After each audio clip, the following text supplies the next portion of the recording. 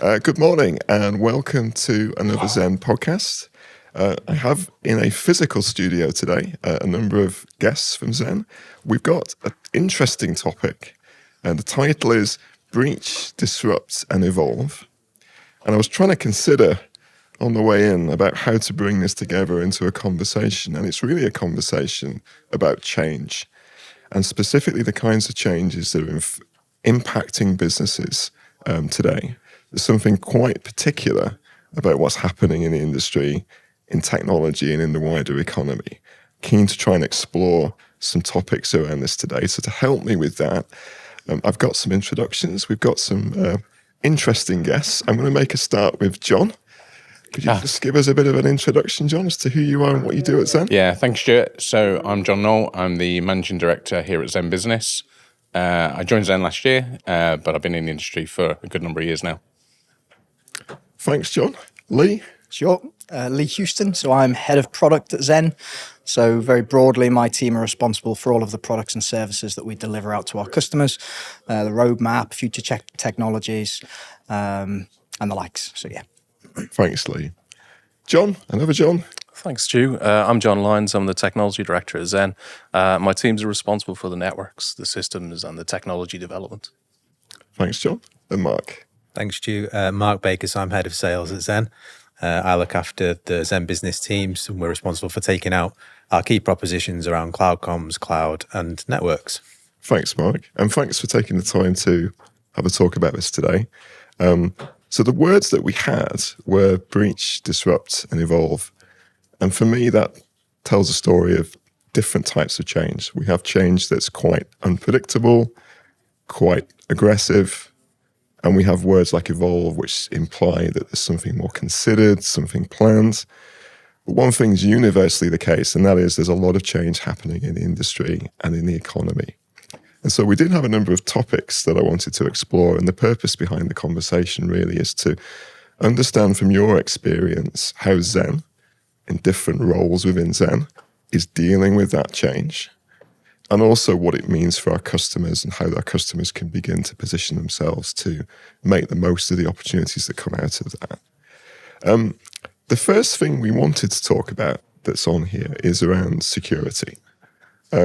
We had an internal event at Zen late last year, and we have a very good and very experienced information security team.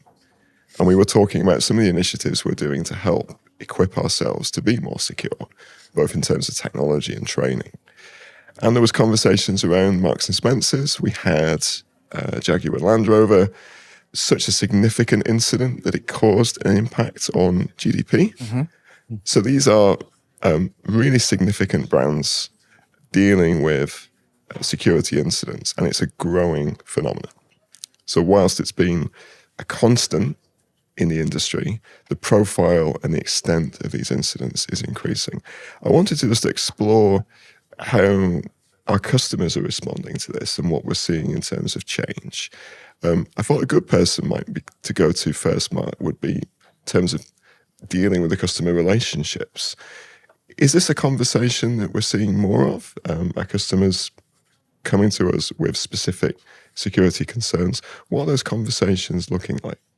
Yeah, I think the conversation's changed a little bit, Stu, from will we get breached to when will this happen, effectively? How quickly can we respond to it? How long will we be down for? Mm-hmm. Brand damage is obviously a huge concern for customers. So there's paranoia and there's fear there. Mm-hmm. But I think some of our customers are seeing it as an opportunity as well, on the flip side, to become compliant. So if you're in the business of providing services, or you're going to tender and you want to be compliant to a certain extent, customers are seeing that as an opportunity to become compliant and then get that lead on the competitors. Yeah, it's a really interesting point, Mark, because the industry, certainly from a security perspective, is very much seen as a negative. It's kind of like a negative sell. That's a true. Bit like if you're selling home security. So to find positives in terms of how to make sure that you're both compliant so you can compete for business, but how you can turn that into an advantage. I think that's an important point. From your perspective, John, you've been around the industry a good long time.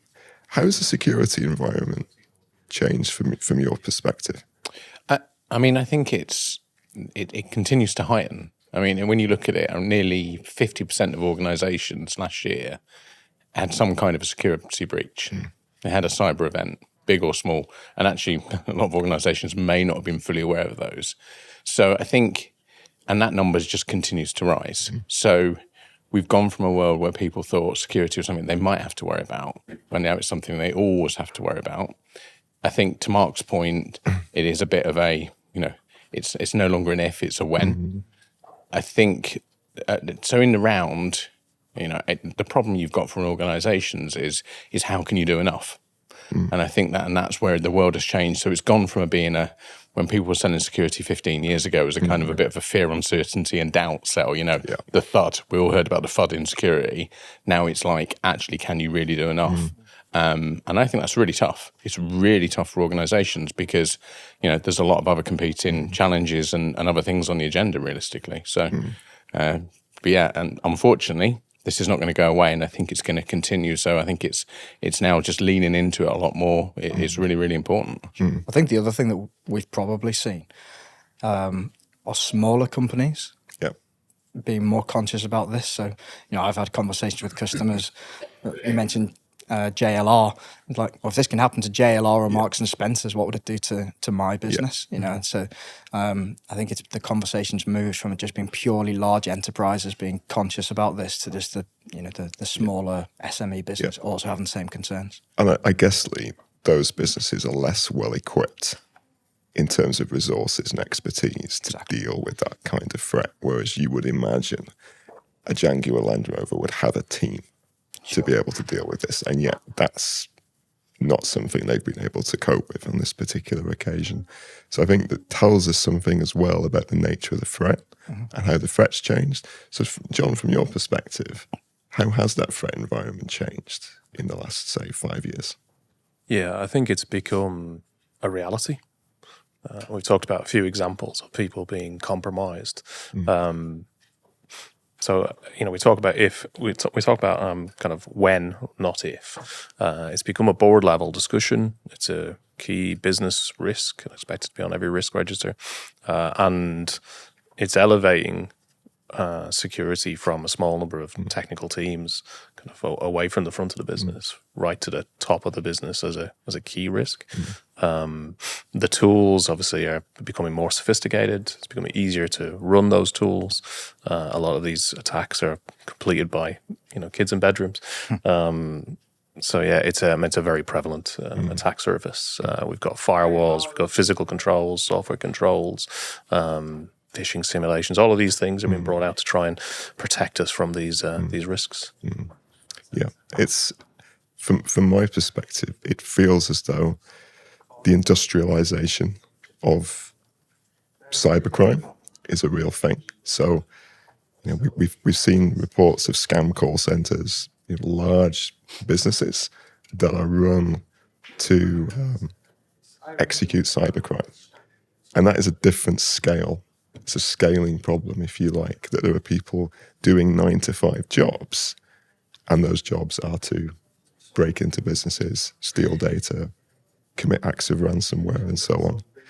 And so there's a human element to it in terms of how that industry is working and the types of threat that are being posed. So there are technological threats, there are security vulnerabilities, we've got AI coming into the picture, but a lot of it begins with good old-fashioned people exploitation. So this is phishing simulations, this is scam call centers, this is getting credentials.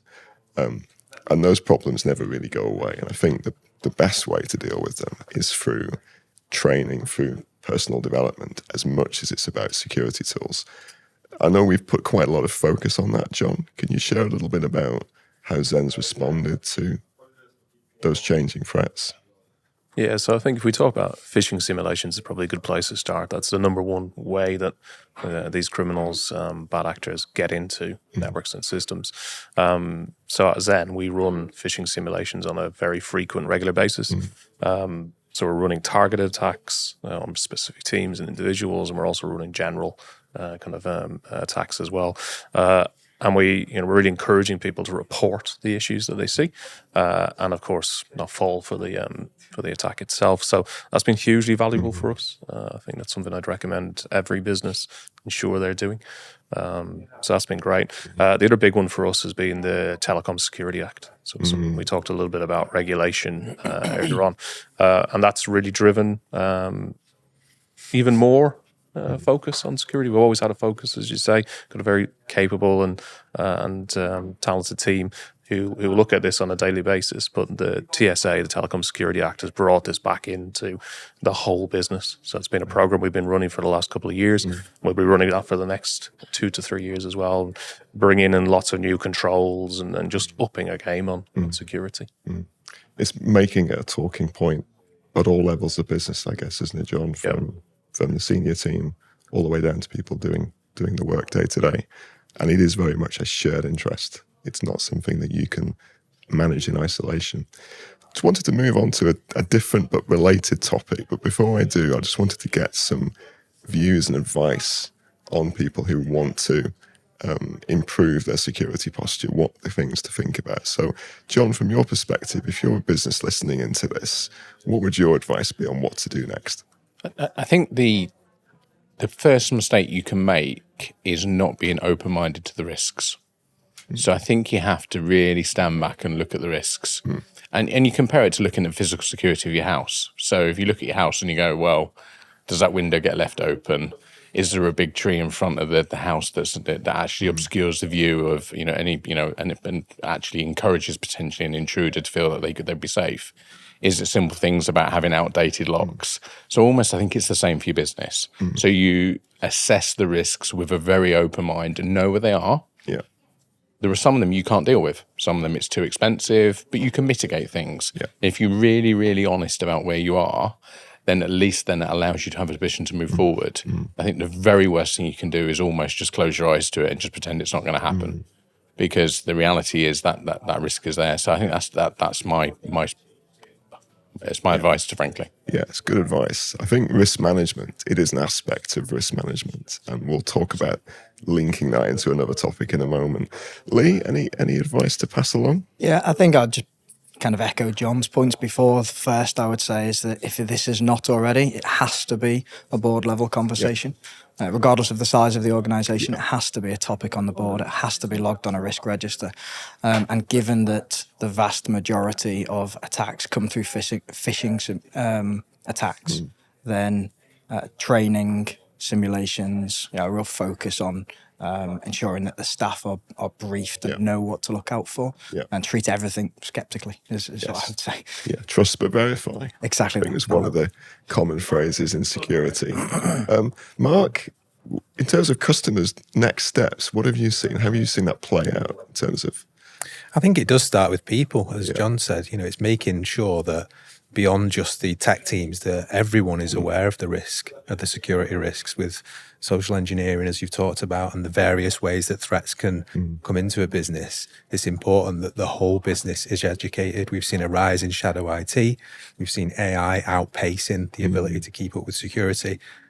People want to try things out. They want to experiment. It's all there to be used. It's all everybody's fingertips. So it's important, I think, that the tech teams and even at the board level, that threat and understanding of how prevalent the threat is disseminated amongst the teams, and they're all appreciative of that. So I think it does start with educating people. Yes, yeah, very good points. I think there's a shared responsibility model for security that people need to be aware of who are listening and watching this, and to recognise that very sophisticated attacks in the back end start with the art of the con. If anyone remembers Darren Brown, there's a great little scene when he's in, I think, a seaside resort where he's grabbing people's wallets just through a very quick distraction technique.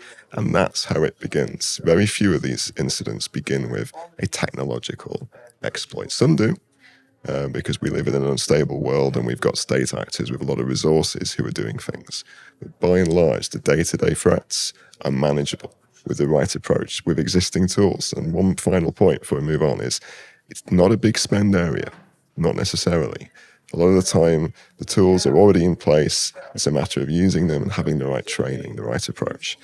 On a related note, I wanted to build a bit of scaffolding to talk about another topic that we had on the list, which was around connectivity and resilience, because we often look at security as a cyber issue, but more broadly, it's about availability and business continuity.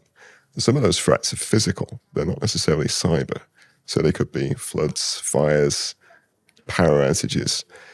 And one of the big changes that's occurring in our industry is the move to fibre. And that's causing massive changes in terms of performance, but it's also putting a spotlight on how customers use the technology, and how fibre's changing, how the technology that Zen's provided for 30 years now, how that's changing. I wanted to just pick on that and just talk about that a little bit. So we've got fibre products, we have FTTP, we've had that for 5 years maybe. We have 10 gig Ethernet now you can get. What is that doing in terms of use cases? How are customers using this technology differently? I want to come to you, John, and just put that question to you, because again, you've got loads of experience in terms of how technology has been used, connectivity technology has been used. How are customers using this technology differently now? So I think it's a generational shift. So the full fibre rollout in the UK, and I've talked about this elsewhere, has been very, very focused around domestic premises in its infancy, and particularly over the last 5 to 6 years, that's been the focus. The time for businesses and full fibre is actually now. And it's now coming of age, and we're working really closely with a number of alternative network providers who really focus in this area. And what we're seeing is that increasingly businesses are moving to full fibre. It's a much more reliable technology, gives them the speeds they need, gives them the performance they need. They're not limited anymore. So it's a generational shift for those sorts of businesses. When you talk about the bigger businesses and you talk about things like 10 gig Ethernet, again, that's just about moving to the next level of technology from people that maybe have been on 100 meg or even a gig for a while. I think it is a generational shift. I think, there's almost a fibre for life scenario approaching where, you could put in that piece of fibre, that connection into your building, which will probably do you for a good number of years. It's becoming true utility. So, but it is a big pivot. It's a big change from a world where, let's be honest, we were all trying to make the very best of copper networks that are already installed in the UK and just kind of squeezing them for that extra bit of bandwidth, that extra bit of performance.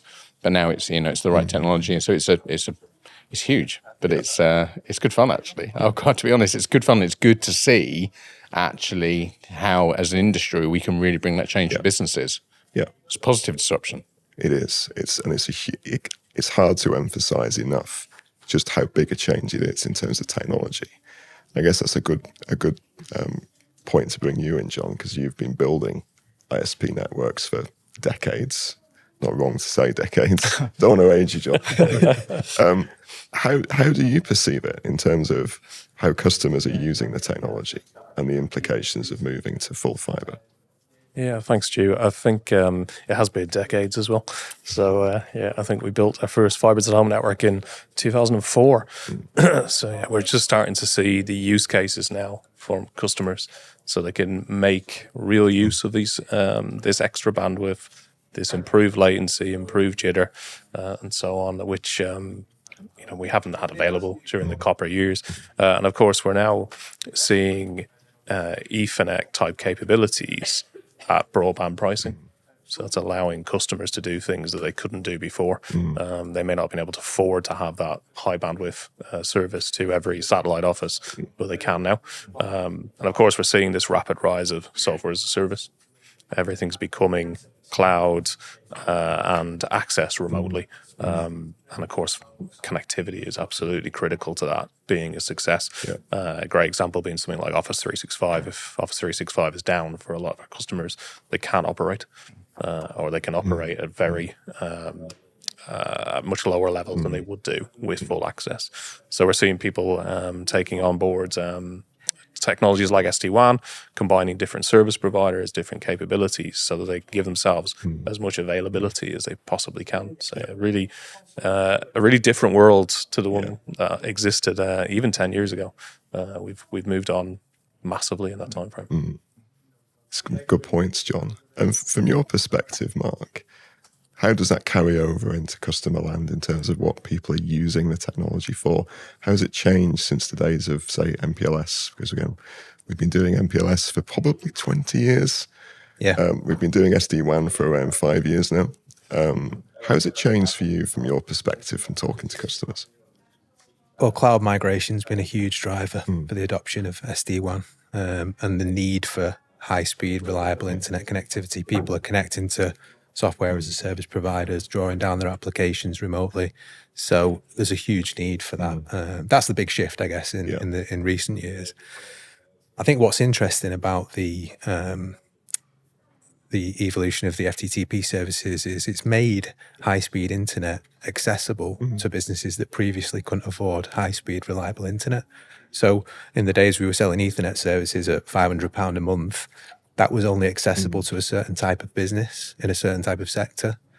It's almost democratized and made more accessible high-speed, reliable internet now. So it's creating more competition, I guess, for businesses, smaller businesses that want to present themselves online, access the cloud. It just makes all that more accessible. Yeah. And to what extent, Lee, does adoption of these new technologies, we mentioned Office 365, and to what extent is that driving sales of FTTP and higher speed Ethernet services? And the other point I wanted to explore, and I'll ask Mark this question as well, is around resilience, because John mentioned criticality. And I think there's a change there as well. So I'll come and pick that up with you and Mark in a sec. But Lee, from your perspective, is there a relationship between the types of applications that are in use today and people's purchasing decisions around this connectivity? Yeah, I think so. The main thing I would say when we talk about FTTP fibre as opposed to traditional ways of connecting to the internet is that it's, so if we compare FTTP to copper, it's 5 times more reliable. There's it's 5 times less failure rate on those technologies.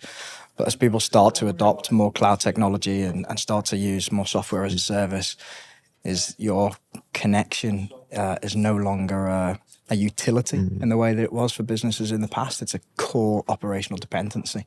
So any downtime goes from being like an IT issue to being a business critical issue. It's potentially brand damaging, revenue damaging, security risks, implications. So there's been a real shift in this, the technology being almost a need to being an essential component of how a business operates today. Yeah, it's increasingly integral, isn't it? It feels to me, because we have all these cloud technologies that people are heavily reliant on. And we'll talk about that in a moment, because it's another little link into what we're going to talk about quickly.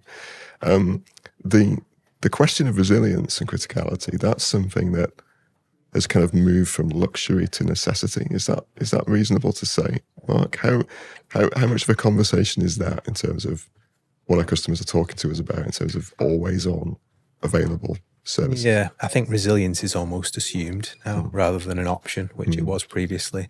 The need for resilience in certain instances, it was needed to a certain extent, but it's assumed that resilience will be available now. And I guess that, again, is down to the different ways that businesses are trading and the criticality of the applications that they're using. If an EPOS system went down on a till, there was an alternative way to trade. But the amount of applications and the way that businesses are operating now means that resilience is absolutely key. It's become very much the new normal. And I think that we have products for small businesses that use fixed wireless access to enable that to happen.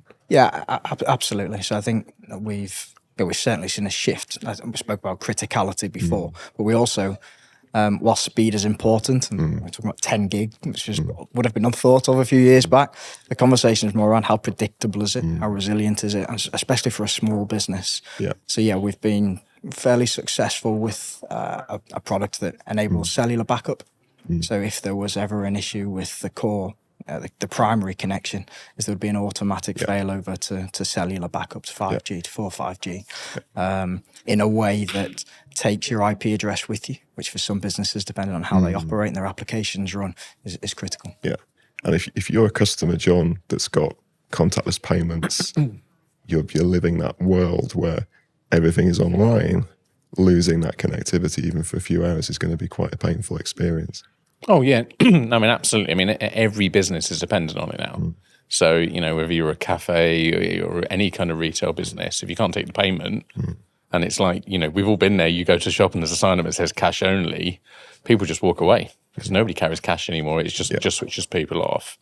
I think that there is just one point that I think we've got to kind of keep focusing on as industry, which is full fibre is great, and the new forms of Ethernet are great. And you'll hear industry and you hear people in our peers talk about, well, there's Ethernet Lite or there's fibre Lite or there's this new form of Ethernet, there's full fibre. I think the one thing that we all got to work on, though, actually, is that it's really confusing for customers.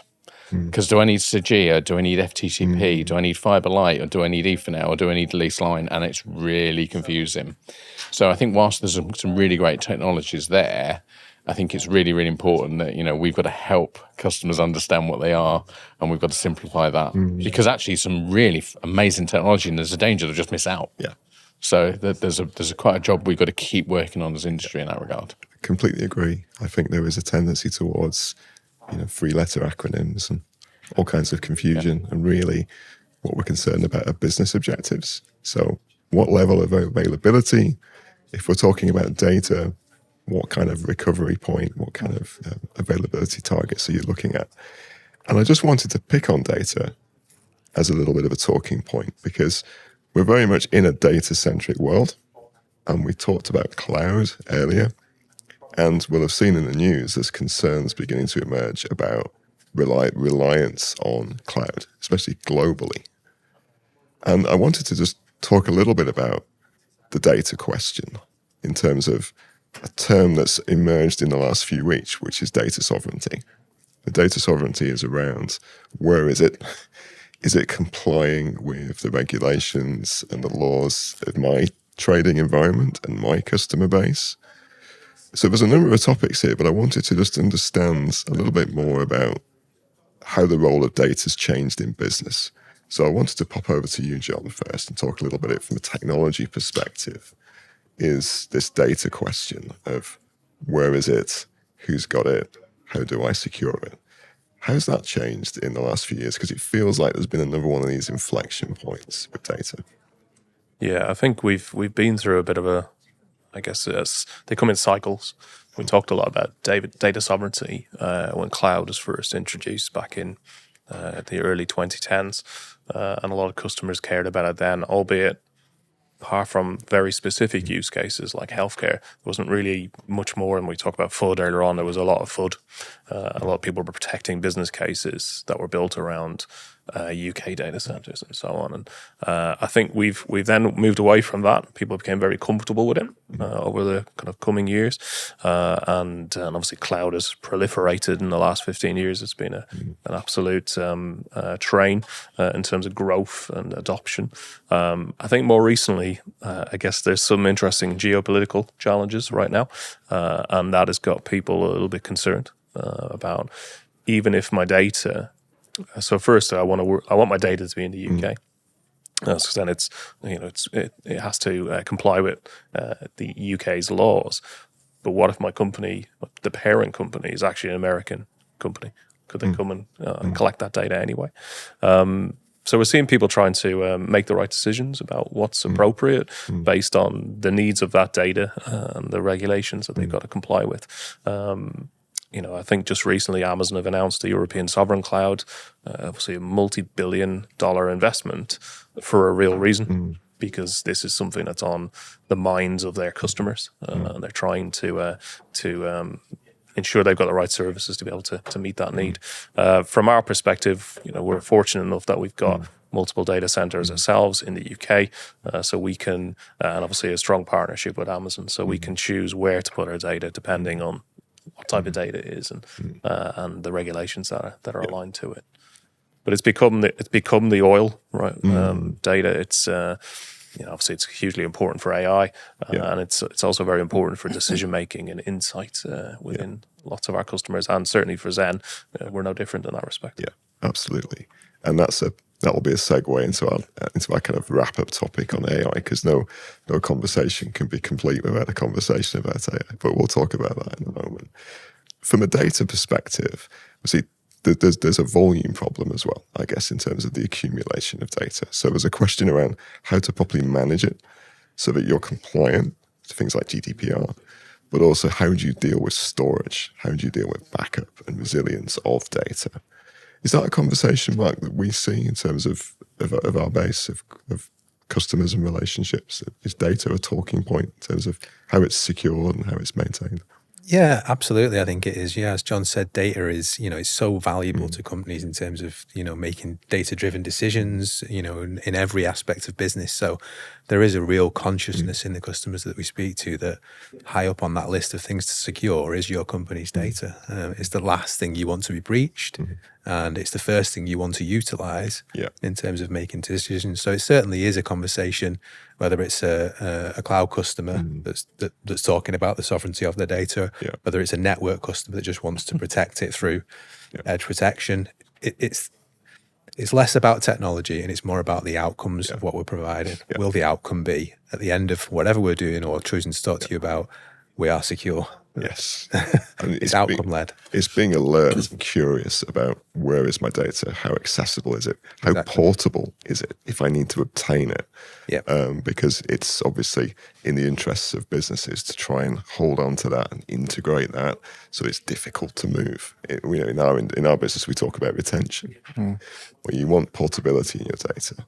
I think that takes us right back to where we started on security and talking about the risk register that you've got is, data has to be part of that. In a worst case scenario, how do we recover our data and continue to run our business BAU? And John, these are talking points for our cloud business in terms of the conversations around. Yeah, definitely.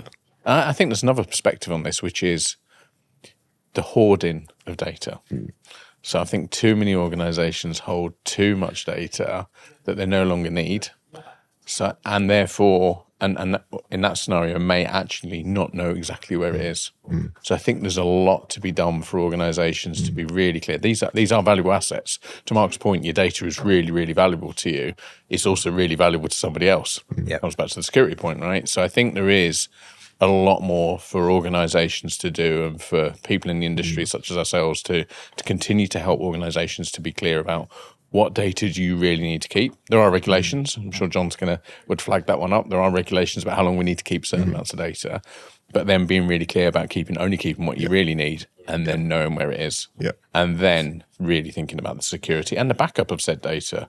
Because actually, there's always a danger that you keep it because you think you really need it, but then you don't back it up.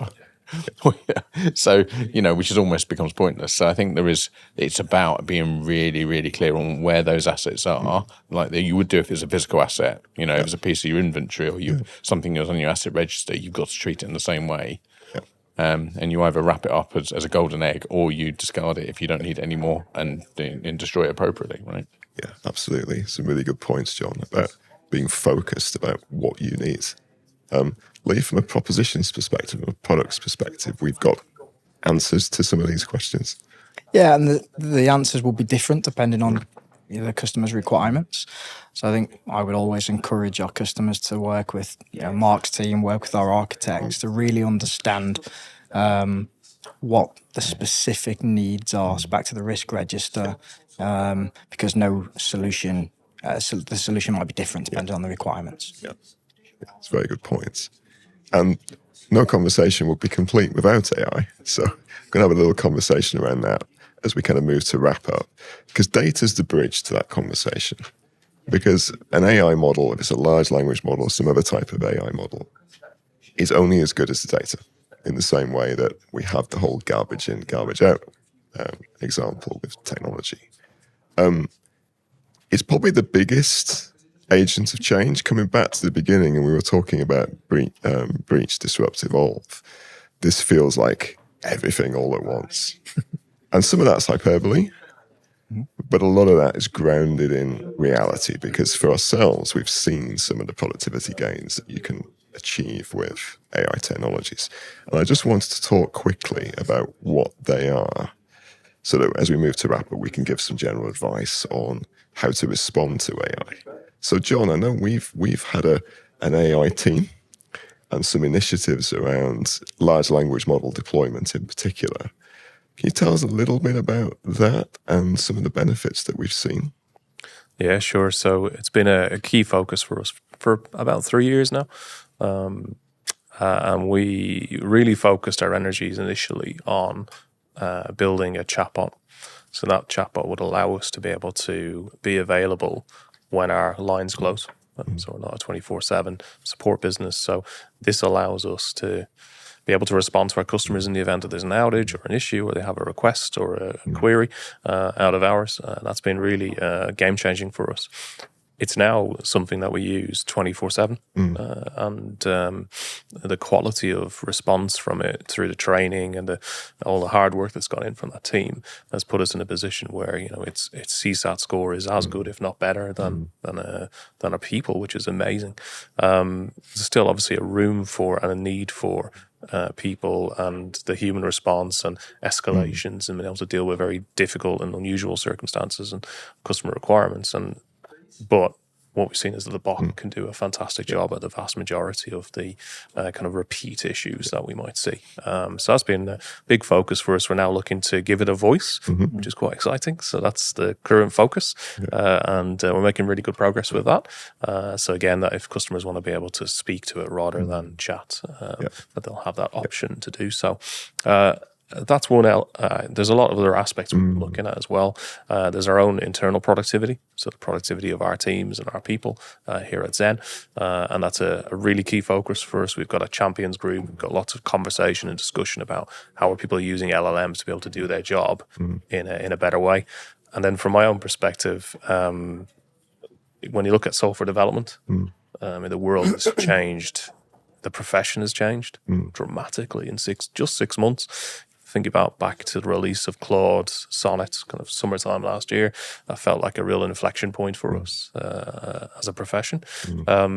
And then over Christmas and just before Christmas and then over Christmas, lots of us tried and played with Claude's Opus 4.5 capability. And I mean, it's an absolute game changer in terms of the capability. So changing professions as well as offering productivity gains, it is about the most disruptive technology I've seen in my 25-year technology career. Yeah, there's definitely a epoch change underway with this technology. And the interesting thing about our experience, from my perspective, is actually seeing real-world productivity gains. So it's seeing through the kind of hype and understanding that there are real-world benefits, but the real-world benefits that are sympathetic to what we're trying to do as a business. They're there to augment what we can do, not replace what we can do. Mark, I mean, are we seeing customers asking questions around it? Is it bubbling up into conversations with our existing customers? Absolutely. Yeah, it's forming a huge part of our conversations in different scenarios, I guess. So we've got customers that are conscious they should be leveraging it and asking us how. So it's almost like I've been asked to look at AI. What should I do? So businesses, from leadership down are conscious that AI is prevalent and they're just wondering how to utilize it. Some customers already know exactly how they want to leverage it and come to us, and we've got the technology to help them sort of enable that. Certainly in the cloud context. But it's forming a huge part of conversations. We're seeing lots of customers talking about it. Some of our cloud customers are large parts of their businesses are built on it, and they're kind of leveraging it in that way. So yes, it's forming a large part of conversations and conferences that we go to. Understandable, I guess, as well. And we're seeing it with our partners like Cisco, who are bringing it into the network space. So it's becoming much more of a everyday working tool. In terms of advice, I guess one kind of question before we wrap up around AI is, this is a universal benefit, Lee. So I suppose this is as useful to small businesses as it is to large corporations. So I guess for both of you, John, Lee, what's your advice to a smaller business listening to this about AI and how to get started, really? Sure. I think the size of the business is almost irrelevant, if I'm honest with you, Stu. So the biggest concern for me is that almost 75% of AI proof of concepts don't make it through to production. Yeah. It's people playing, it's people having a go. It's, it might be individuals using it to refine emails or to draft proposals to customers. But the vast majority of proof of concepts aren't delivering business outcomes. So my advice would always be to start with the business outcomes. What do we want to achieve, and how can we use AI to do that? Because we do run the risk here of the AI bubble bursting, because lots of people are playing with it individually for themselves, and the business doesn't necessarily see the overall transformation that they're aiming for. So start there and then work backwards would be my advice. That's really good advice, Lee. John, any final thoughts? Yeah, on no, I'd agree with Lee. I think it is about outcomes. I mean, AI is kind of it's kind of like a banner at the minute in lots of things. And let's be honest, AI technology is the same thing that powers your thermostat at home, that knows what temperature to put the house, whether you're in or out, things like that, right? It's actually just underpins lots of things, even your car and stuff like this. So I think be very focused on the outcomes. Don't be afraid of it. There is a lot of AI for good. And there's a lot in the press about AI, it can be damaging, and that's like any form of technology or any kind of evolution, right? So, find the AI for good. If you're a small business, it's available and accessible to you. We do a lot of work through our Amazon Web Services practice with very large organizations historically, but that's changing. So we're now starting to work with a lot more small organizations, help them work out how can AI give them better outcomes. And it is, to Lee's point, it's not, well, what do I do? How do I put AI into my business and change my business? It's like, what is the business problem I'm trying to solve? How am I trying to streamline my processes? How am I trying to improve my customer service? How am I trying to improve my profit? And actually, in certain circumstances, AI can fit one of those gaps. And if it is, use it smartly. And certainly we're finding that applies to any size organization now. So, but it's exciting stuff, right? It really is. But it just got to be deployed and used carefully. Yeah, absolutely. No, it's great advice. And I think for smaller organizations, it feels like a force multiplier. I can get more with the resources that I have, but that's contingent on just trying. So I think the message around AI, the parting message I'd have is experiment. And if you want advice, come talk to us, because we've got some practical, grounded experience. So I just wanted to wrap up just for a couple of minutes. And I think there's an opportunity to go around and talk about all these little things that we've talked about, these bits of advice we've talked about. But I wanted to come back to this topic about change, because the thread that runs through this conversation is the rate of change in these different areas. And what's specific about it is the rate of change. It feels like we're going through a real acceleration curve in all kinds of different ways, both economically, societally, and through technology. And so what we've done as Zen is we've run some internal development to help equip our people deal with change. And that's what I wanted to kind of conclude with, just by, if I may, John, just ask you a little bit about that training that we were doing and how that's gone, because I think that's a good way to try and conclude the conversation. Yeah, absolutely. I think just one thing very quickly on change.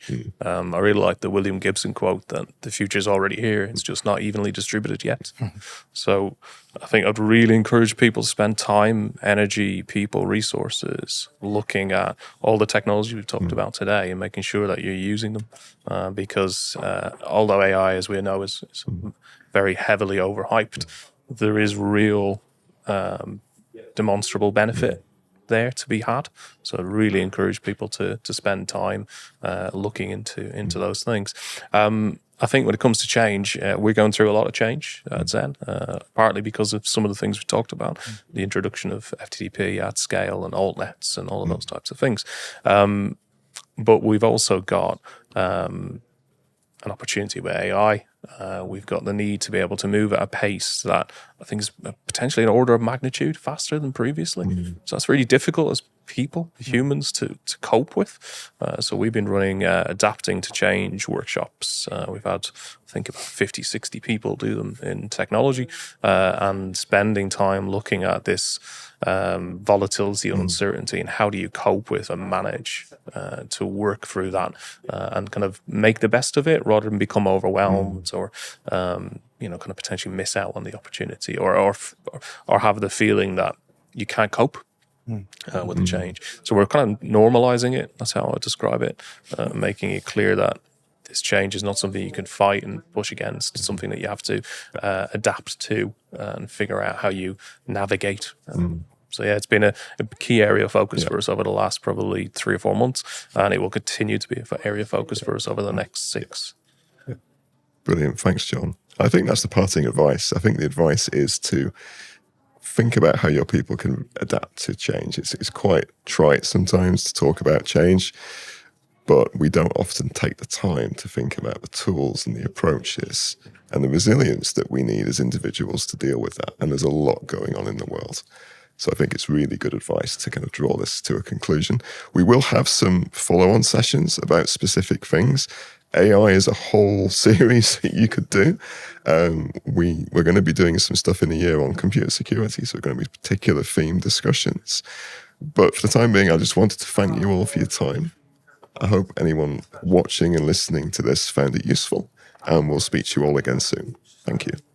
Thank you. Thank you.